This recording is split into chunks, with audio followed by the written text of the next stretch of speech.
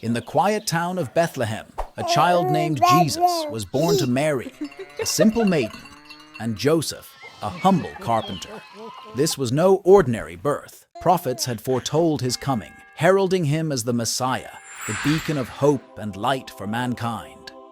As whispers of this miraculous birth spread, King Herod, feeling his throne was at risk, ordered a brutal massacre of innocent children.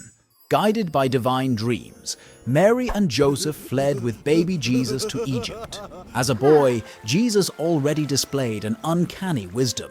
At just 12, he debated scriptures with temple scholars, leaving them in awe. However, it was only at the age of 30 that he began his transformative public ministry. He chose 12 diverse disciples, from fishermen to tax collectors, to accompany him on a mission that would alter the course of history.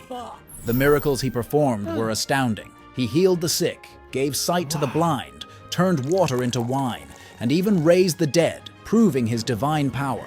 His teachings, rooted in love, forgiveness, and faith, drew massive crowds.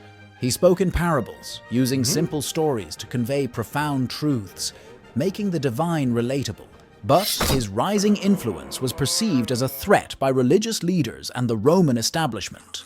They conspired against him, manipulating one of his closest disciples, Judas, to betray him for a mere 30 silver coins. The events that followed were swift. Jesus faced false accusations, was handed over to Pontius Pilate, and against Pilate's own judgment, was sentenced to death by crucifixion.